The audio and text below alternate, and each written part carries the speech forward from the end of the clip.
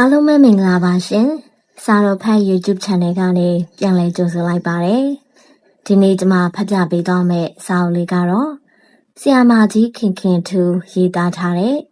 တော်မင်သမီးဆိုတဲ့ဝတ္ထုဇာတ်လမ်းရှည်လေးပဲဖြစ်ပါတယ်။ခန်းစားနားဆင်ကြည့်ပေးကြပါအောင်ရှင်။ကျွန်မရဲ့ YouTube Channel လေးကိုလည်း Like and Subscribe လုပ်သွားပေးဖို့တောင်းဆိုပါရစေ။အခန်းလေးညတုန်းကတော့ရှားရှားပါပါအမေကိုမက်ပိုင်းထောက်အိမ်မက်မက်သည်အမေတိမ်ပါပြီးသည့်နောက်ပိုင်းအမေကိုအိမ်မက်မက်ခဲသည်အမေဆုံးပြီးအခါလေလောက်တုန်းကလားတခါမက်သည်မက်သည့်အိမ်မက်ကလည်းမက်မက်ထင်ထင်ရှိလာပါ၏အမေကအိမ်ဝိုင်းထဲဝင်လာသည့်မွေတွေကိုဒုတ်တစ်ချောင်းနှင့်ခြောက်ထုတ်နေတာကိုမက်ချင်းဖြစ်သည်အိမ်ဝိုင်းကလေးထောက်အမေကအရက်လေးမျက်နှာစလုံးကတိုးဝင်နေကြတဲ့မွေတွေကိုတရှူးရှူးအော်ရင်းအပြေးအလွှာခြောက်ထုတ်နေခြင်းဖြစ်ရာမနိုင်မနှင်းရှိနေခဲ့သည်မပိုင်းတောင်ကအမေကိုအိမ်ရှိကပြင်ကလှမ်းမြင်နေရခြင်းဖြစ်သည်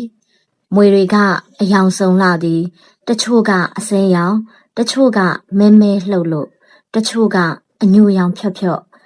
ပြဓာလိုအယောင်တွေတစ်ဖြက်ဖြက်လက်တောက်နေတဲ့မွေတွေပင်ပါသည်အမေခြောက်ထုတ်နေသည့်ကြားကပင်မွေတွေခြံဝိုင်းထဲမှာများလှလေပြီအမေကမမောနိုင်မပန်းနိုင်တောင်ဘက်ဝန်းထရန်ခြေပြေးလိုက်မြောက်ဘက်ဝန်းထရန်ခြေပြေးလိုက်အိမ်ရှိကပြင်ကကြည်ရင်မက်ပိုင်းကြောင့်အမေကိုတနာစိတ်ဝင်လာခဲ့သည်အမေကျုပ်ဆင်းခဲ့မယ်အမေမနိုင်တော့ဘူးမဆင်းခဲ့နဲ့အမေနိုင်တယ်ရဲ့မွေစိုးတွေလားမွေစိုးတွေပေါ့အေးအမေမွေခါထားရတယ်ညီအသားနေအိမ်မက်ထဲမှာအဖေမပါမပိုင်းတောက်ဤအိမ်သားကိုတန်မို့ပင်မပါတားမိနှစ်ယောက်ထဲသာပါသည့်အိမ်မက်ဖြစ်၏မွေတွေကတလွန်အမေကတစ်မြစ်တုံးတုံးပေါ်ရက်ပြီးဂါထာတွေရွတ်နေပြန်ပါ၏ဟုတ်ပါရဲ့ခဏနေတော့မွေတွေတလွန်ရှိရာကရှောထိုးထွက်ကုန်ကြပြီမွေတွေမရှိတော့မှအမေကတစ်တုံးပေါ်ကဆင်းကခြံဝဘက်လျှောက်သွားသည်နောက်ကိုပင်မကြည့်မပိုင်းတောင်ကပြေးဆင်းပြီးအမေကိုဆွဲခေါ်လိုက်ဖို့ကြိုးစားပါသေးသည်အိမ်ရှိကပြင်စီကဆင်းလို့မရသလိုခြေမနှုတ်နိုင်ပဲရှိလေ၏ပါဇက်ကလှမ်းအော်သည်အမေဘယ်တော့နေအောင်ကြောက်လာပြီဆိုသည့်အတန်ကလေချောင်းထဲကထွက်မလာပဲတိမ်ဝင်သွား၏အမေကဝိုင်းဝရောက်နေပြီအိမ်ဘက်ကြောပေးထားရာကအိမ်ဘက်ကိုမျက်နှာမူပြန်သည်သို့သောအလန်းမပြတ်ပဲခြံတကားကိုကြောပေးရင်နောက်ပြန်ထွက်သွားခြင်းဖြစ်၏အမေရေပဲအိတ်အိတ်ခွဲရာကပေါက်ကျသွားသလိုမက်ပိုင်းထောက်တန်ကပွင့်ထွက်သွားခဲ့သည်အိမ်မက်ကနူတော့မက်ပိုင်းထောက်မောကြံရစ်သည်တစုံတစ်ယောက်ကကင်လှုပ်နေတာလားကြောက်လွန်းလို့တုံရင်နေတာလားဘိုင်းတောင်ဟဲ့ဘာတွေအော်နေတာတော့နေထမင်းလုံးတစ်စီချောက်နေရောလားကိုတန်မှုအတန်ဒီတန်ကြားမှာမဘိုင်းတောင်အတိကတ်တလို့ထထိုင်သည်ကိုတန်မှုကိုပင်ငေါက်မိသည်တော်ကအခုမှဘယ်ကပေါ်လာတာတော့အရေးတဲ့အရာပေါ့အရေးကိစ္စရှင်တော်တို့ဖမ်းမိတယ်အိုးမရှိဘူးဟာဘာတော့ဟာငါရှိနေသားဟာကိုဘာတွေပြောနေရတော့ဘာရမတော့တော့အိမ်မက်ထဲမှာဝိုင်းနေမွေတွေဝင်လာတာအမေတယောက်တည်းချောင်းထုတ်နေရတာကျုပ်ကအိမ်ရှိကပြင်မှာကျုပ်ကမစင်းရဘူးအမေကလည်းမစင်းခဲ့နဲ့တဲ့မွေတွေဆိုတာမနှဲပေါင်တော့မုတ်တီတောင်မှောက်ကြတာကြလို့ယူပါဟာနေ့အိမ်မက်ထဲငါမရှိတာငါကိစ္စမဟုတ်ဘူးနင့်ကိစ္စအိမ်မက်ထဲနင်ထဲ့မှတ်မှာငါပါမှာပေါ့ဟာအင်းဟုတ်ပါရဲ့ကျုပ်ကအဲ့ဒါမေ့နေဒီအကြောင်းကလွမ်းစရာလဲကောင်းကြောက်စရာလဲကောင်းတွေးကြည့်တော့ရည်စရာလဲကောင်းတာဒါအမေဆုံးပြီးအခါလေလောက်စီကအိမ်မက်ဖြစ်၏ဒီနောက်ပိုင်းတော့အမေမရှိတာပဲ10 နှစ်ကျော်ပေါ့အိမ်မက်ရဲ့လို့ပြက်ပြက်ထင်ထင်မမတ်တော့ချေအမေတို့များအိမ်မက်ကလေးတောင်ပြီးပေါ်မရပါဘူးကြီးပူတူရဲ့လို့ညီတုံးကကြီးပူတူကညီမေ ကောင်းရမွေရရောက်ရလို့ပေါ့အေးလို့ပြောဘူးသည်ဟုတ်လောက်ပါရဲ့အမေကနာမည်နဲ့လိုက်အောင်အေးတွေပုံသူဖြစ်၏အဖေအမေကဥကြောက်တိုင်အမေအမေကဒေါ်ပိုးမြင့်ကြံကြံဖန်ဖန်ရဲ့မှကြောက်တိုင်နဲ့ပိုးမြင့်ရဲ့လို့အဖနာမည်ကမာလိုက်တာခဲလို့အမေကြီးနာမည်ကနှုတ်လိုက်တာမြင့်မြင့်ထားလို့ဒီမိဘနှစ်ပါးရဲ့သမီးကြတော့မအေးပုံတဲ့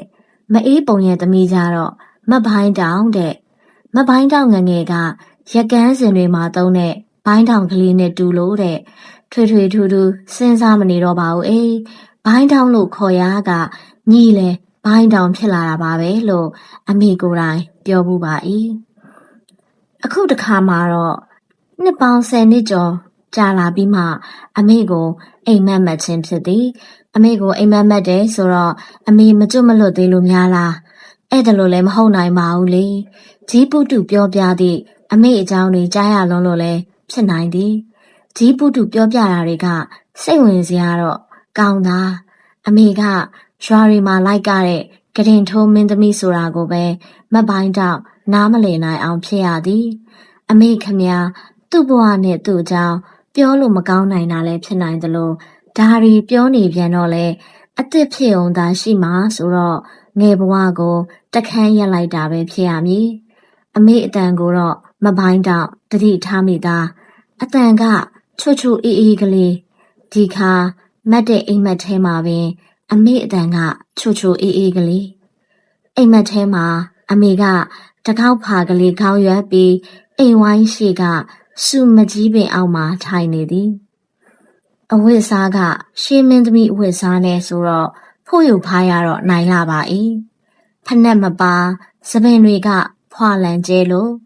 ရင်လွှမ်းဘဝလိုပဝါဟောင်းတစ်ထဲစုံချထားတာကလည်းတစ်ဖက်တူတစ်ဖက်ရှိ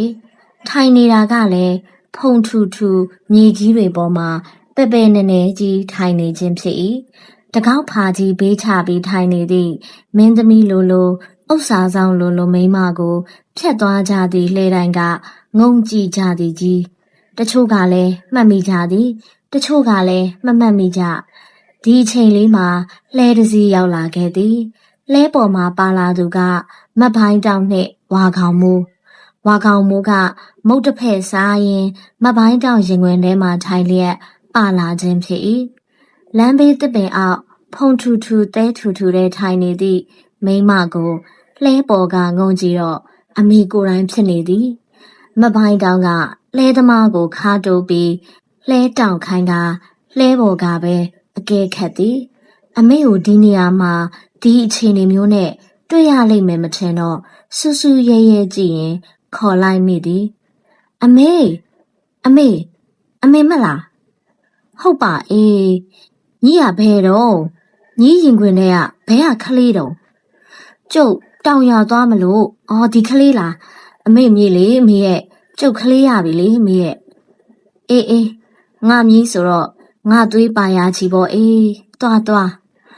နေပါအောင်အမေကလမ်းဘေးဖုံတော်တယ်ဘာထိုင်လုံနေတာတော့မထိုင်ကောင်းမထိုင်တာလှဲတစီစောင့်နေရပါအေးငါဆရာကိုစီပိုင်းကဒီနာစောင့်ဆိုလို့မတွေ့မချင်းစောင့်တာညီတို့လမ်းမှာမတွေ့ခဲ့ဘူးလားမတွေ့မိပါဘူးမေရဲ့စောင့်ရင်လဲဇေယျပေါ်မှာစောင့်ပါရော့လမ်းဘေးကစောင့်တော့လူချင်းမလွဲတော့ဘူးပေါ့အေးညီနဲ့သူလာမှာပါအေးမလာမရှိပါဘူးအမေကမတ်ပိုင်းတောင်စီးလာသည့်လဲကိုလက်ကာတားသည်အနားတွင်ချထားသည့်တကောက်ဖာရုံရွယ်ကိုဖွင့်သည်အထဲကမင်းသမီးထမိန်ဟောင်းအင်ကြီးဟောင်းကလေးတစ်စုံကိုရွကလေးထုတ်ယူပြီးလှဲပေါ်ပြစ်တင်လိုက်သည်အဲ့ဒါယူသွားညီသမီးကလေးအဖို့ရာဖွားအေးအမေဝစ်ခိုင်ကခိုင်ဆိုခိုင်ညီသမီးကဘသူတဲ့တော့ဝါကောင်မိုးမင်းသမီးဖြစ်ကြောပေါ့အေးမတ်ပိုင်းတောင်တို့လှဲဆက်ထွက်လာတော့မတ်ပိုင်းတောင်ကမင်းသမီးအဝတ်စားဟောင်းမနုံမရေဝတ်ထားသည့်လမ်းဘေးကအမေကိုနောက်လှည့်ကြည့်သည်အမေကမတ်ပိုင်းတောင်တို့လှဲကိုမကြည့်နောက်လှဲကိုမျောနေသလိုလှဲလန်းတစ်ဖက်ကိုသာမျောနေလေသည်ငါဆရာကိုစီပိုင်းကိုမျောနေတာပါအေးတဲ့ငါဆရာကိုစီပိုင်းဆိုတာ ငါချစ်သူကိုစီပိုင်းပဲပေါ့အိမ်မက်ကနှိုးတော့မပိုင်းတောက်ရှင်တွေနှွေးရတော့ပဲဘာအိမ်မက်များပါလဲဘာသဘောများပါလဲ12နှစ်လုံးပျောက်နေခဲ့သည့်အမေပုံရိပ်ကိုအိမ်မက်ထဲမှာပြန်တွေ့ရတော့မပိုင်းတောက်ရှင်လည်းမကောင်းပဲရှိရပါ၏ကြီးပူတူပြောခဲ့သည့်စကားတွေကိုမပိုင်းတောက်ပြန်တွေးနေမိသည်ညီမေချစ်ရတဲ့သူဆိုတာတခြားလူဟုတ်ယူလားဘိုင်းတောင်ရဲ့လူပြက်ကိုစီပိုင်းတော့သူ့ဆရာကိုစီပိုင်းပေါ့အေးဒီတုန်းကမပိုင်းတောင်ပါဇက်အဟောင်းလောင်းပွင့်သွားစီအထိအံ့အားသင်ခဲ့ရသည်အမေချစ်သူဆိုတာတက်တူရွယ်တူပတလားဆရာလေးလည်းမဟုတ်တလို့လူပြိုလူလွတ်လက်ဆွဲပါကြဆရာလည်းမဟုတ်အမေထက်အသက်20လောက်ကြီးတော့သူ့ဆရာကိုစီပိုင်းနဲ့လားမြစ်တာတန်ရောစင်ဆိုတာယုံနိုင်စရာကောင်းလာပါကလားရွာညသည်တိတ်ဆိတ်လျက်ရှိ၏မိုးလင်းတော့မှနဲ့တူပါရဲ့မလန်းမကန်းမှာတိုးစိန်မင်းအိမ်မောကြကောင်းတော့သမီးကလေးကတော့မပိုင်းတောင်ပေးမှခြေဆက်လက်ဆန်အိမ်နေရှာသည်သမီးကလေးမပိုင်းတောင်စီရောက်တာအခါလေတတာဆိုတော့အခုလို3နှစ်သမီးလောက်ရှိရောပေါ့အဆက်ပေါက်ကြည့်ရတာတော့ခြေဆန်လက်ဆန်တွေကောင်းသည်ညံကောင်းသည်စကားတွေထွေထွေရရပြောနေတတ်ပြီးမပိုင်းတောင်ကိုအမေတဲ့တိုးစိန်ကိုတော့ကြီးတိုးတဲ့ရွာလူပွဲကျောင်းပွဲတွေရှိကြတိုင်းကြားရလေးရှိသောဒိုးဘတ်တန်တွေကိုမပြောနဲ့ရွာကျောင်းကအဆင့်ဆင့်တန်ဆုံထိုးသောကြေးမောင်းထိုးတန်ကြားလင်ပင်လက်ကလေးတွေလှုပ်ခါကတတ်သောသမီးကလေးတိုးစိန်ကပင်တခါကပြောဘူးသည်အကြီးသမီးကကြည့်ရင်မင်းသမီးဖြစ်မယ်ထင်ပါရဲ့တော့ဘာတန်ကြလက်လှုပ်ခြင်းခြေလှုပ်ခြင်းကတဲ့နားဟာလေပေးထားတော့တာခေါင်းရင်းတစ်ပင်ကတောက်တဲ့အော်ရင်အောင်ခေါင်းကိုတဆက်ဆက်ညိတ်နာရဲ့ညီရပို့လွန်းပါတယ်အေးတောက်တဲ့အော်တန်ကြားလို့ခေါင်းညိတ်တာနဲ့ခလေးရထကရောလားအေးခတ်ပါကောကြီးရဲ့ကျုပ်ကမဟုတ်တာပြောမလားတော့ဒီကလေးကျုပ်ထိန်နေတာကျုပ်ထက်ဘသူကတိအောင်မှာတော့တနေ့ကများကျုပ်ကနတ်တချင်းတစ်ပုတ်ဆိုတာဝါကောင်မိုးကသူ့ပေါင်ကိုသူ့လက်နဲ့ပုတ်ပြီးစီးဝါလိုက်နေတာရဲ့ပုတ်မိပုတ်ရပုတ်နေတာပါအေးကလေးဆိုတော့ဒီလိုပေါ့ဟဲ့ညိနေမဟုတ်တာတိုးစိန်မယူးမကောင်းကိုညင်းလို့သာညင်းရသည်မပိုင်းတောင်ကိုယ်တိုင်တတိထားခဲ့မိတာတွေလည်းရှိခဲ့သည်အမေဒေါ်အေးပုံညင်းနေကြသချင်းကိုတခါတရံမပိုင်းတောင်ကိုယ်တိုင်ညင်းမိတာတွေရှိသည်ဒီလိုမျိုးမှဆိုရင်ဝါကောင်မိုးကရှိသည့်နေရာကတချင်းတန်ကြရဘက်သို့လှည့်ကြည့်တတ်သည်ဒီလိုကြုံရတာ2ခါလား3ခါလားရှိပြီအိမ်မက်ထဲမှာအမေကငါမြည်လေငါသွေးပါချီပေါ့အေးလို့ပြောခဲ့သည်မင်းသမီးထမိန်ဟောင်းအင်ကြီးဟောင်းတစုံလှဲပေါ်ကိုပြစ်တင်ပေးခဲ့သည်ဖွားအေရဲ့အမွေလို့ပင်ပြောခဲ့သေးသည်မဟုတ်လားမပိုင်းတော့တစ်ဆက်ထဲအတွေးရောက်တာကလည်းရှိပါ၏ဒီကလေးဘယ်ရလာတာလဲအဖေဘသူလဲအမေဘသူလဲဒီကလေးမကိုရင်နှစ်လွယ်ကမွေးခဲ့ရသည့်မိခင်ဆိုသူ၏ရက်ဆက်သောစိတ်နှလုံးကိုမပိုင်းတော့နားမလည်နိုင်ဒီအတွေးမျိုးမကြာခဏဝင်တတ်ပေသည်ဒီထက်လဲပိုပြီးမစင်စားတတ်အတွေးကဒီနေရာမှာပဲအစပြတ်သွားနေကြစဉ်းစားလို့ရသလောက်ညောင်ခါရွာဝါကောင်ပွဲကိုရွာပေါင်းစုံကပွဲကြည့်လာကြတာဆိုတော့တရွာကပဲဖြစ်ရလိမ့်မည်ဖြစ်ရလေဘလောက်တောင်ဆင်းရဲလို့ဒီလောက်အကြီးတန်းတဲ့အလုံးမျိုးလုံးရတာပါလေ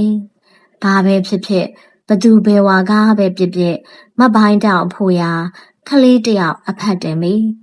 ခလေးကိုတိုးစိန်ကားပဲရေချိုးပေးသည်တနခါးတွေပိန်းနေအောင်လိမ့်ပေးသည်ပကွက်ထူထူကြီးတွေကွက်ပေးသည်တောချုပ်ရှင်မီအင်ကြီးကလေးဝတ်ပေးသည်ရကန်းစင်တွေကတောင်းလာတတ်သောတထွာတမိုက်စကလေးတွေကိုဒေါင်လိုက်ဆက်တည်ရင်ကဖြစ်ရသောဆက်ထမိန်ကလေးတွေဝတ်ပေးသည်ဖနက်ကခလေးစီခုံဖနက်ကွင်းထူတိုးစိန်ကဒီလိုများပြင်ဆင်ပေးလင်ဝါကောင်မိုးကငိမ့်လို့ကြီးတူလှအောင်လုပ်ပေးလို့ပြောတတ်သည်တိုးစိန်ကလည်းဒါမျိုးတော့မောသည်မထင်လှရပါစေအေးစိတ်သာချညီကြီးလို့လင်မရရင်ကြီးတူပါချ တိုးစင်ရဲ့ခလေးကိုမဦးမချော့ဒီလိုနဲ့မွေးခဲ့ရတော့သမီးကလေးကောက်ရစားတုန်းကတော့ပစုပ်ပနီကလေးအခုတော့လဲနှကြယ်ကလေးဖြစ်ရပြီကောဒီမေနဲ့ဒီသမီးဘယ်ခီးဘယ်ထီးနဲ့ရှောက်ရပါမသိနိုင်မပိုင်းတောင်ရဲ့ညီးမေအကြောင်းငါတစုံတစပြောမိကမှညီးမလဲဥစ္စာ၆တလို့ဖြစ်နေရထင်ပါအေးညီးမေလည်းမရှိတော့ပါဘူးရှိတော့ကလည်းဒီအကြောင်းနေဘသူမှမပြောပြလိုက်ပါနဲ့အေးလို့ပိတ်ခဲ့ဆို့ခဲ့လို့သာမရှိပါဘူးဒါပေသည်သူကိုယ်တိုင်ကမှမေ့ထားနိုင်လေတာငါကလည်းဘာပြောစရာရှိမှာတော့ညီးတွက်ကြည့်လေငငယ်ကပွဲကတဲ့ချစ်သူရတယ်ရဲ့လို့စိတ်ကူးကလေးရင်ဖို့ခက်ကွင်းပြင်မဲ့ကြံတော့ချစ်တဲ့သူကတဘုံမှုနဲ့တေးရအေးဒါဘသူကိုစိတ်ထိခိုက်စရာရှိလို့တော့သူများကြတော့ဘာဖြစ်တော့တို့ပေသည်ညီးမေကသူမင်းသမီးဘဝကိုရုပ်များပြောင်းတယ်လို့ပြောင်းပြရှာတယ်ကြီးတဲ့အထိရွာတဲ့ရက်တဲ့ဆိုင်းတန်တူတူတဲ့ကြားရင်တော့နားဝင်မိမှာဆိုလို့လှည့်ပြန်လာရတော့တာဒါပေသည်ငါတိဟာတစ်ချက်ရှိတယ်ပြောပါကြီးပုတုရဲ့ကျုပ်ကသမီးဆိုတော့ကို့မအေးချောင်းသိချင်တာရှိရပါကြီးပုတုတခါပြောပြတယ်လို့အမေဆရာကလူပြက်ကိုစီပိုင်းဆိုတာလေကျုပ်ကမအံ့ဩပါဘူးတို့ပေသည်အဲ့ဒီကိုစီပိုင်းနဲ့အမေနဲ့တန်ရောစင်ဖြစ်ကြတယ်ဆိုတာကိုကျုပ်ကအံ့ဩတာပါအဘတို့အမေကြီးတို့ကမသိခဲ့ကြဘူးပေါ့ညီဘာမသိလို့ပေါ့အေးသိရင်မိုးချိုးပြစ်ပြီပေါ့ကိုစီပိုင်းကလူရိုးလူကောင်းပါတခုတော့ရှိတာပေါ့အေးမုတ်ဆိုးပိုလားတခုလက်လားမသေးကွဲပေသည့်ညီမေနဲ့တန်ရောစင်ရှိကြတော့လူလွတ်ဖြစ်နေပါပြီပြီးတော့ညီအမေကစကြိုက်တာအေးဟုတ်ကဲ့လားကြီးဘူးသူရဲ့အမေက18နှစ်အရွယ်နုကိုစီပိုင်းဆိုတဲ့အမေဆရာကအသက်40ကျော်ဆိုအိမ်ထောင်ရှိဘူးသူဆိုအမေကမုံညင်းတစ်စိတမုံတစ်စိစကြိုက်ပါမလားတော့ဘိုင်းတောင်မရဲ့မြစ်တာဆိုတာပြောရခတ်သားပဲအေးညီမေကိုယ်တိုင်ငါ့ကိုဖွင့်ပြောပင်တော့ငါလည်းညီလိုပြောမိသေးတယ်မရပါဘူးအေးပွဲကမဲ့ရွာကိုရောက်ကြလို့ညီးပါကလည်းသူ့မြင်းကြီးနဲ့ပြန်လှည့်သွားပြီဆိုတာနဲ့ညီးမေကရောက်ရရွာကတော်ဖျားရွာဖျားဖူးရကြီးဆိုရဲ့လို့တော့ညီးမေပူစားရင်ကိုစီပိုင်းကလည်းပို့ရရှာတယ်လေသွားပြန်တော့လဲငါပါရချီကိုရွာဆိုင်သမားတွေဆိုပေသည့်ဘသူကမှတမျိုးမထင်ကြဘူးညီးမေနဲ့ကိုစီပိုင်းတို့ဘလောက်တောင်တူသိမ့်ကြတယ်လဲဆိုညီးမေကိုကြိတ်ပုံးနေတဲ့မောင်ငိမ့်လည်းမသိဘူးလက်ဆွဲပါကြဆရာကိုဘာတော့ကလည်းမရိပ်မိဘူးတခြားဆိုင်ဆရာတွေကရောမသိပဲရှိပါမလားသိချင်သိမှာပေါ့အေးညီးမေကတော့မှီးပြီးထမင်းစားကြရတာတကြောင်ညီးပါကိုကြောက်ရတာတကြောင်ဆရာကိုစီပိုင်းကိုခင်ကြတာတကြောင်ဆိုတော့မသိကြအောင်စောင့်နေကြတာနေမှာပေါ့တခါတော့ညီးပါမြင်းကြီးနဲ့လှည့်ပြန်ပြီးမှဘာစိတ်ကူးရတယ်မပြောတတ်ပါဘူးအေးပွဲငါရွာကိုတစ်ခေါက်ပြန်ရောက်လာတာညီးမေကမရှိဘူးဖြစ်ချင်တော့ဒီစကားတွေကကြီးပုတုကိုယ်တိုင်စိတ်လိုလက်ရတောက်လျှောက်ကြီးပြောခဲ့တာမျိုးမဟုတ်စီကာပတ်ကုံဆုဆုပုတ်ပုတ်ပြောခဲ့တာမျိုးလည်းမဟုတ်ကြီးပုတုရောက်လာမှတခွန်းစနှခွန်းစကြားရခြင်းဖြစ်၏တခါတလေ3နှစ်သမီးကလေးလက်ဆွဲကဟင်းတစ်ခွက်နဲ့ကြီးပုတုတဲဘက်ကိုရှောက်ရင်းကမေးနိုင်လို့တစ်ဖက်စီကြလာသည့်စကားတွေဖြစ်သည်စကားတွေကစုမိလာတော့မပိုင်းတောင်အဖိုးရာ18နှစ်အရွယ်တော်မင်းသမီးကလေးတယောက်ဤအချစ်ဇက်ထုတ်ကိုလောက်စလုံးများလို့လုံးမိတန်သလောက်လုံးမိလေပြီထိုတရက်ကမင်းသမီးကလေးမအေးပုံတို့သွားကရသည့်ရွာကနတ်မောက်အနောက်ဘက်ကရွာတရွာဖြစ်သည်ထုံးစံတိုင်းမင်းသမီးတလဲဆိုင်တလဲသွားကြခြင်းဖြစ်သည်ရွာရိပ်ကထွက်လာတော့ဝါပတ်တလားတန်တတုံတုံနွားချူတန်တချွင်ချွင်နဲ့ပျော်စရာပင်ကောင်းလာသည်ရွာတွေကိုဖျက်ရတာလည်းရှိ၏ပန်းရတာလည်းရှိ၏စူးမကြီးရိပ်ခန္ဓာရပင်ရိပ်တွေအောက်ကဖျက်ရသလိုထန်းတော်ညွညွကိုကြော်ရတာတွေလည်းရှိသည်ပွဲလဲလာပြီဆိုတော့တချို့ရွာတွေကယောက်ျားမိန်းမခ ခလီရောခွေးပါလှဲနောက်ကိုပြုံလိုက်ကြတာတွေလည်းရှိသည်မအေးပုံကလည်းပသိမ်ထီဟောင်းကလေးဆောင်းရင်မျက်နာကလေးချူချူထားကလှဲပေါ်ကားပဲအသွားမပြတ်နှုတ်ဆက်ရသည်ကျုပ်တို့ရွာညောင်ပေအောက်တစ်ခေါက်လောက်ကပြခဲ့ပါအောင်ကြုံကြအောင်မှာပေါ့ကြီးတော်ရဲ့ကျုပ်တို့ကခီးလန်းသေးလို့ပါတီးခံပါမင်းသမီးရဲ့ကျုပ်တို့ရွာကထညက်ကလေးတကိုက်ရေလေးတစ်ကြိုက်အမောပြေစားသွားပါအောင်ဗျာဟော့တာကအခဲဟော့တာကထညက်စီစိရွာလန်းတွေကစားစရာမုံပဲတရေတွေကမ်းကြတာတွေရှိပါ၏တချို့ရွာတွေကဇီးယိုတွေပေးကြသည်တချို့ရွာတွေကရာသီပေါ်ကစုံပြုတ်ပြောင်းမှုပြုတ်လို့အခင်းထွက်ကလေးတွေကမ်းတက်ကြသည်တချို့ရွာတွေများငှက်ပြောဘူးကိုရိတ်ရိတ်လီကအချင်တဲပြီးမှပဲမှုန်နိုင်နိုင်မြေပဲမှုန်နိုင်နိုင်စီမွေးနိုင်နိုင်နဲ့တုတ်ခါကမ်းကြတာမျိုးလည်းရှိပါ၏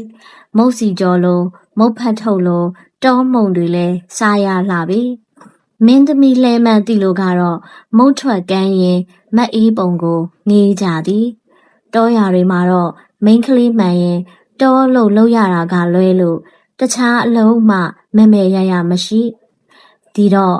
မင်းသမီးဒီပင်သူတို့ဘဝနဲ့ခြားနာသောတဘာသာဖြစ်ရတော့တာမဟုတ်လားကမ်းကြသမျှမုံတွေကိုမပုတုကဒန်စင်ချိုင်တွေထဲထည့်သည်နောက်ကဆိုင်းလဲကိုတချို့တဝက်ကမ်းသည်လှဲနောက်ကမြင်းစည်းရင်ပါလာတတ်သောမင်းသမီးမအေးပုံရဲ့ဖေကိုရွာတွေကကမ်းကြတာရှိပေသည့်ဘယ်တော့မှယူသည်မရှိစားသည်မရှိမျက်နှာစိုးကြီးနဲ့ခေါင်းခါယုံသားမကမြင်းကိုပါလှဲတွေကိုကြော်ကအပြင်းစီသွားတတ်သည်ထိုအခါမျိုးတွင်မအေးပုံကအဖေနဲ့တော့ခတ်လိုက်တာလို့ညှိတတ်သည်အဖေနဲ့တော့ခတ်တယ်မပုတုရဲ့စေတနာနဲ့ကမ်းကြတာကိုတချို့တစ်ဖက်လောက်ယူဆိုင်ရင်ဘာဖြစ်မှာလဲတော့ညီးဖေကလူတစ်မျိုးပါအေးသူမစားတော့ဒူစားရုံပေါ့အေးဒီလိုနဲ့ပွဲကရမည်ရွာကိုရောက်ကြတော့မင်းသမီးလှဲပေါ်ကဆင်းနဲ့မြင်းကိုဆက်ခနဲလှဲပြီးပြန်သည်သမီးရေအဖေပြန်တော့မယ်ရဲ့လို့လည်းမရှိဆိုင်းသမားတွေကိုလည်းနှုတ်မဆက်ဒီလိုဆိုတော့ဘသူကမှဘာထွေးပြန်ပြီးတော့မရှိကြပြန်ဒါမျိုးရိုးကြလှပြီမဟုတ်လားဒီလိုပြန်တိုင်းမြင်းကိုဆိုင်းသွားလေးရှိတော့ဖေကိုဖုန်တထောင်းထောင်းကြားမှာပျောက်ကွယ်သွားသည့်အထိမအေးပုံလှမ်းမြော်ကြည့်တတ်သည်မင်းသမီးလည်းဆိုင်းလဲရောက်လာကြပြီဆိုတော့ပွဲခံရွာကထမင်းစီကျွေးနေကြပဲဒီချိန်ခရဲကပွဲခံတွေမှာလူတွေဝိုင်းကြပြီနေပူလန်းပူကလာကြတာဆိုတော့နေပူခံတနက်ခါကိုပိန်ကြီးလိမ့်လာတာကပဲတောသူကလေးတွေဖို့ရာထူးဆန်းသလိုငေးကြမြဲဖြစ်၏စားပြီးကြပြီဆိုတာနဲ့မင်းသမီးနဲ့မအေးပူကိုအပြူခန်းတစ်ခန်းမှာနေရာချကြရသည်အပြူခန်းဆိုတာကရွာအိမ်တွေမှာသမီးပြူများအိယာတနက်ခါလူအဝတ်အစားလဲရာလုံခြုံဖွဲ့ထားသည့်အခန်းမျိုးဖြစ်၏အပြူရွယ်မိန်းကလေးများရှိသည်ဖြစ်စေမရှိသည်ဖြစ်စေဒီလိုအခန်းကိုအပြူခန်းဟုခေါ်ကြသည်အပူတဲကဖြတ်လာရသူတွေဆိုတော့မအေးပုံတော့ချက်ချင်းကြီးရေမချိုးဝင်ကြဘူးညနေနေအေးချိန်အေးလူရှိပြီးဆိုမှချိုးကျင်တော့လဲချိုးကြသလိုမချိုးကျင်တော့လဲကိုလက်တန့်စင်ယုံသာဆိုင်းကတော့နေရာချသူချနားသူကနားကွန်းစေးလက်ဖက်ဝိုင်းမှာစကားပြောသူကပြောအိမ်တလင်းနဲ့အေးကရင်ကြီးနှစ်ချက်ရောက်နေပြီဖြာချမ်းတွေခင်းနေပြီကလေးတွေဖို့ရာမြို့ကငှားထားသည့်လေထိုးမီအိမ်ကြီးကိုပင်အထူးဆန်းဖြစ်ရပြီအေးပုံရေခြေညောင်းလက်ဆက်ရွာထဲလိုက်အောင်မလားလို့အိမ်အောက်စီကကိုစီပိုင်းတန်ကြားလိုက်လို့မအေးပုံအပြင်ထွက်ကြည့်တော့လိုက်ခဲ့မဲဆရာနေအောင်မပုတုခေါ်ခဲ့အောင်မယ်မင်းသမီးနဲ့လူပြက်ရွာထဲရှောက်ကြတာဆိုတော့နောက်ကလူတွေတအုံရွာထဲကနေရွာစွန်ဘက်ရောက်ကြတော့ရွာအပြုတ်တချို့မင်းသမီးနောက်ကတ်လိုက်လာကြတာကိုစီပိုင်းကအလိုက်မခံမင်းသမီးနဲ့တချင်းညှိစရာရှိလို့ပါဆိုက၃ယောက်သားလွတ်ခါထွက်လာကြသည်တကယ်လဲရွာစွန်ဘက်ကိုရှောက်ခဲ့ကြခြင်းဖြစ်၏တခါတလေတောထဲကဖျားတဆူဆူရှိတော့လဲ အဖူးယောက်ကြသည်ရွာနက်ကွင်းစင်တွေ့တော့လဲလက်ဦးတိုက်ရသည်ကိုစီပိုင်းနဲ့မအေးပုံကရှေ့ခက်လန်းလန်းကမပူတူကနောက်နာကခက်ခွာခွာမပူတူမြင်ရသလောက်ဘယ်တော့မှမယိုးမသားမရှိပါးကင်နားကင်မရှိဘာတွေပြောကြမှန်းတော့မသိနိုင်ပြီနေချိုတော့ပြန်ခဲ့ကြယုံသာထိုနေ့ကအပြန်ခီးမှာထန်းတော်တွေကဖြတ်ခဲ့ကြသည်ထန်းတော်တွေကထန်းတော်ကလေးမှာခဏနာချသည်မပူတူကထန်းဆယ်ပင်กว่าလောက်ကစောင့်ရသည်ထန်းတော်တွေကိုဖြတ်တိုက်လာသည်လေကလေချမ်းထန်းတော်တော်လုံးတဝေါဝေါမြည်နေသလိုလေကကျန်းတစ်ထက်ကျန်းလာခဲ့သည်လူသူလေးပါကင်းမဲ့သောထန်းပင်တွေကြားမှာမပူတူကြောက်လန့်နေတော့လဲမအေးပုံတို့ပေါ်မလာလို့လှမ်းခေါ်ရသည်အေးပုံရေလာတော့နေဝင်တော့မယ်ငါသွားနေတော့မယ်ဟဲ့ပြန်ထူးတယ်မကြရတော့မပူတူတကယ်ပဲထန်းပင်တွေတပင်ပြီးတပင်ဖြတ်ကျော်လာခဲ့သည်တပင်နှစ်ပင်10ပင်15ပင်အပင်20အပင်စိတ်မပူတူရေစောင့်ထန်းတော်လေတပြင်းပြင်းအတန်တွေကြားကမအေးပုံအေးအော်တန်ကိုစီပိုင်းနဲ့အေးပုံအနားရောက်လာတော့လဲမပူတူကစကားမပြောတော့ရှေ့ကပေါက်ဆွာနဲ့သွားနေသည်ပွဲခံအိမ်ရောက်တော့ဆိုင်းဆရာတွေက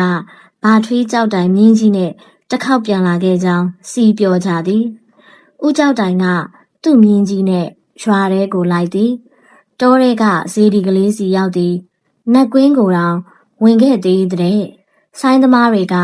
မိမဖော်တွေပါသွားကြောင်းပြောတော့လဲယုံကြည်ပုံမရဟုဆိုပါ၏အေးပုံမရဲ့နဲ့ဖေမြင်းတစည်းနဲ့ဒေါင်းတောက်လို့ပါဟာငါတို့ကတော့ရွာပြိုတွေရောမပူတူရောကိုစီပိုင်းရောပါတယ်ပြောရအောင်မျက်နာကြီးရဲဆုပ်လို့ညီတို့ကလည်းမိုးချို့လိုက်တာဟာကိုင်အဝတ်လဲတော့အဖေကဘလို့ကြောက်မလားစဘူးတစ်ခေါက်ပြန်လာရတာတဲ့တော့လမ်းမှာမွေးတကောင်ထင်းချောင်းချထားသလိုမပြေးမလွာကန့်လန့်ခံနေလို့လာရင်နေရာရအောင်ပြန်လှည့်လာတာတဲ့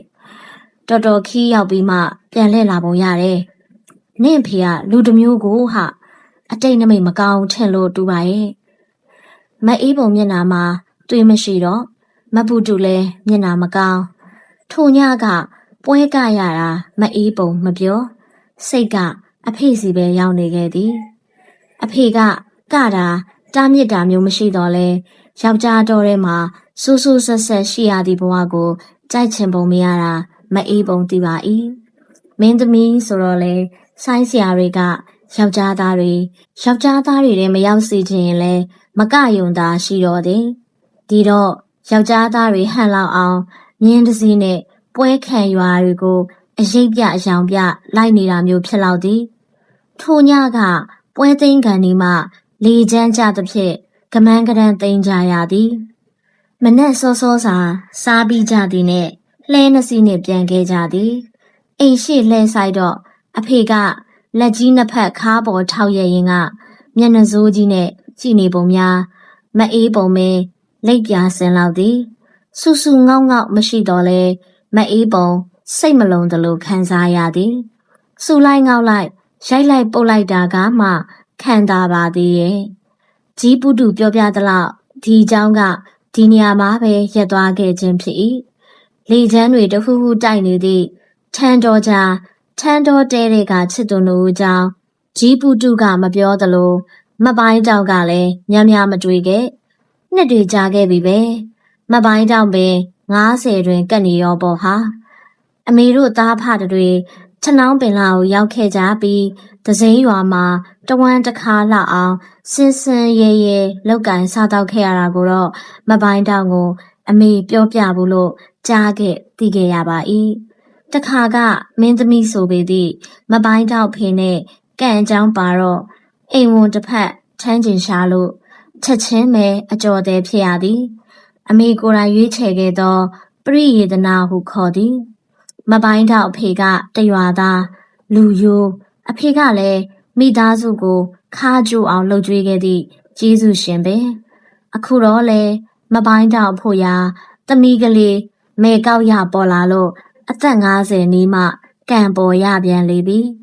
ဒီရက်ထဲမက်တိအိမ်မက်ထဲကလိုအမေအမွေများရနေအောင်မလားသမီးဝါကောင်မိုးကအခု3နှစ်သမီးနောက်10နှစ်15နှစ်ကြာကမှအရွယ်ရောက်လိမ့်မည်မင်းသမီးဖြစ်ပြီးထားပါအောင်နောက်ထပ်နှစ်တွေအများကြီးစောင့်ရအောင်မည်အဲ့ဒီအချိန်မှာမက်ပိုင်းတောင်ကဘယ်ရွယ်လဲမက်ပိုင်းတောင်သူ့ကိုယ်သူတွက်ကြည့်တော့60ကျော်လောက်ပြီဝါကောင်မိုးရဲ့ညီမင်းသမီးဖြစ်တော့ငါဘဘိုးကြောက်တိုင်လို့မြင်းတစည်းနဲ့တော့မလိုက်နိုင်ပါဘူးအေးတောင်မွေးတစ်ချောင်းနဲ့လိုက်အောင်ပေါ့မက်ပိုင်းတောင်သူ့အတွင်းနဲ့သူသဘောတွေများကြလို့အိမ်ကျိုအိမ်ကြားခုံဖနက်တန်ကြားကျုပ်တို့မောင်လာပြီလားလို့ဆက်နေရသည်ငွေဖလားနဲ့ကွန်းရလို့ထားတိုးစိန်ဆိုသည့်တန်ကနေပူလောင်လောင်ထဲမှာပဲအေးအေးချိုချိုရှိလာသည်1318ခုတပေါင်းလာထဲမှာဖြစ်၏ထနောင်းပင်လာမှာကံရည်တွေပင်ခန်းလောက်အောင်ပူလွန်းလာသည်အိမ်ရှိအိမ်နောက်တပင်တွေကကြွေကြသည့်တည့်ရက်6တွေမနေပြီတိုးစိန်ခမမီးရထီးကြောင့်ကြွေသမျှလဲရှာသည့်တိုင်မနိုင်နိုင်တချီထားတတ်သောလေဘူးကတည့်ရွက်တွေတဖြောဖြောကြွေအောင်ပင်လုံးလှုပ်လိုက်သလိုရှိတတ်ပါ၏ညနေတိုင်လေမုံတက်သောကြောင့်မနက်ကလေးကတခါတည်းချက်ထားလိုက်ကြတာများသည်တိုးစိန်ကဒီဝရိယတော့အကြီးသားမပိုင်းတောင်လဲတကူရဲနေရရောအောင်မရခုတော့သမီး2ယောက်တာဝန်ယူထားသလိုဖြစ်နေသည်တိုးစိန်ခမလဲအဆအရာရာမပိုင်းတောင်ကတာဝန်ယူထားလေတော့ရွာတဲ့ဘောက်အလုပ်တွေလက်မခံတော့ပြီတစ်ချိန်လုံးဝါကောင်မိုးနဲ့သာအချိန်ကုန်ရလေတော့သည်ရက်သေးရွာတွေကလည်းတိုးစိန်အခုလိုအိမ်ကြီးတရားဖြစ်သွားတာကိုဝမ်းသာကြသည်အခုလဲ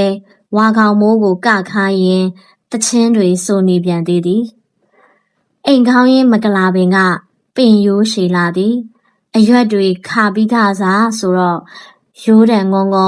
ကိုင်းဆန်တွေကတခိုင်းမှာ9ဆက်တင်းတိမ်ဆောင်ပိုင်းကိုခောက်ရိုးလွှားချုံဖြင့်ပွဲကလန့်ကာဖြစ်ရသည်ဝါကောင်မိုးကဒီကလန့်ကာရှိကနေထွက်ကကြပြီဆိုရင်တိုးစိန်ကလက်ကွင်းချမ်းကလေးတချွန်းတီးပြီးတချင်းဆိုရတော့သည်နေကြီးပူလောင်ထဲမှာလက်ကွင်းတန်ကစူးလွန်လှပါ၏နေ့လည်နေကင်းတရေမိတတ်သောမပိုင်းတောင်မှာဒီတချင်းတန်ဒီလက်ကွင်းတန်တို့ကတီးခံနေရသည်ဝါကောင်မိုးကပူစားလို့တိုးစိန်ကပါရတာကိုမပိုင်းတောင်နားလေလို့ဖြစ်၏မြစ်လေကောင်ပုံနောင်ကိုရေချလို့ပတ်မကိုတီးအသွဲတကယ်ကွယ်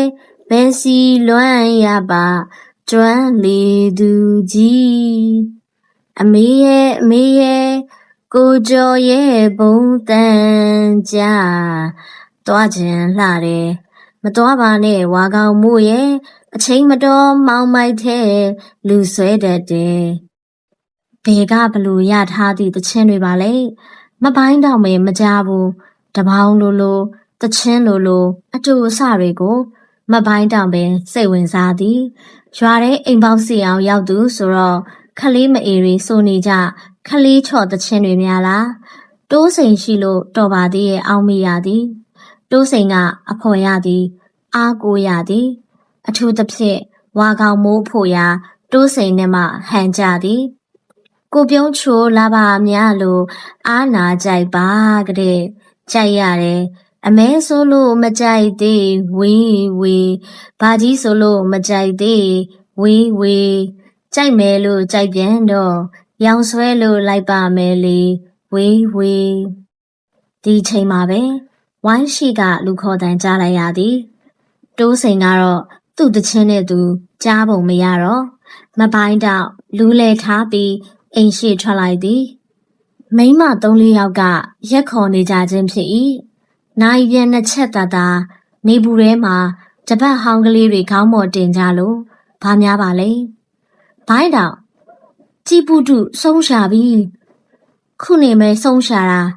တာညိုတို့တောင်ကနပြင်းထိုးကြဖို့လုပ်နေကြပြီညီလိုက်ခဲ့ကြီးအလိုဖြစ်မဖြစ်ရလေတော့စိတ်ထဲမကောင်းရှိလိုက်တာလိုက်ခဲ့ပါမယ်တော့ကြီးတော်မပုတုစီမရောက်တာ3-4ရက်တော့ရှိပြီ ကြီးပုတုအကျော်တဲကိုမလာနိုင်တော့လို့မပိုင်းတောင်ကပဲဟင်းတစ်ခွက်ကိုင်းရင်ရောက်ရတာများပြီပြီးခဲ့သည့်တစ်ခေါက်ကတော့ခေါင်းနဲ့နောက်တောက်တောက်ပါအေးလို့ပြောရှာတာရွယ်အိုရွယ်မဆိုတော့လေနှွေသီးလိုပြုတ်လူပြုတ်ခင်ရှိရှာမပေါ်မပိုင်းတောက်မြင့်တာဆင်းသက်ပြီးတိုးစိန်ကိုအိမ်မာနေဖို့မှာရ၏ဝါကောင်မိုးကလိုက်ခဲ့မယ်ဆိုလို့ချော့ခဲ့ရသည်နေဘူးလုံးလို့သမီးကိုမခေါ်တာပါအေးကြီးတို့နဲ့ကောက်အောင်လေအမေတအောက်နေပြီးပြန်လာခဲ့ပါမယ်အေးနော်ကြီးပုတုအိမ်ရောက်တော့ကိုတာညိုတို့လူစုကနဖြင်းတိုင်တူနေကြပြီရွာကသတင်းကြားနဲ့ရောက်လာကြသူတွေခမညာတိတ်ရိတ်ခိုကြသည်တဲကလေးထဲမှာလဲလူတွေအပြည့်မပိုင်းတော့ဝင်ကြည့်တော့ကြီးပုတုကအိတ်နေသည့်အတိုင်းပဲအမေတငယ်ချင်းကြီးပုတုအမေဘဝနဲ့တပါးတည်းရှိခဲ့ရသောကြီးပုတုခုတော့တဲကလေးတွေကထွက်ရပါပကောထနောင်းပင်လာကထွက်ရပါပကောမပိုင်းတော့နင့်ကနေဖြစ်ကငိုမိရပြီကိုတာညိုကတဲပြန်ဝင်လာခဲ့ကလက်ထဲကယွန်းတစ်တာကလေးတစ်လုံးမပိုင်းတောင်ကိုပေးသည်ဟောင်းမြင်လွန်းလာသည့်ယွန်းတစ်တာကလေးကဆေးဘောလိတ်ထဲ့ယုံသာရှိသည်ယွန်းစာတွေကွာသည့်နေရာမှာနှီးစာတွေပင်ပေါ်နေလေပြီအဖွားကြီးတက်သားတွေကတွေ့တာတခြားဘာမှမရှိပါဘူးဟာနင်ကဆောက်ရှောက်နေတာဆိုတော့နင်မဲယူထားလိုက်အထဲမှာဖန်လွယ်ဇွဲကလေးတကုံးပါတယ်ဟောင်းလာပေါ့မပိုင်းတောင်ဖွင့်ကြည့်တော့ဖန်လွယ်ဇွဲညိုညိုလေးတကုံးတွေ့ရသည်ယွန်းတက်တာကလေးကိုတပတ်လေကြည့်တော့အောက်ခြေမှာယွန်းစင်းနဲ့ရေးထားသည့်စာတစ်ကြောင်းစာကိုဖတ်မိတော့မပိုင်းတောင်ရှင်နဲ့နင့်ကနေအောင်သွားသည်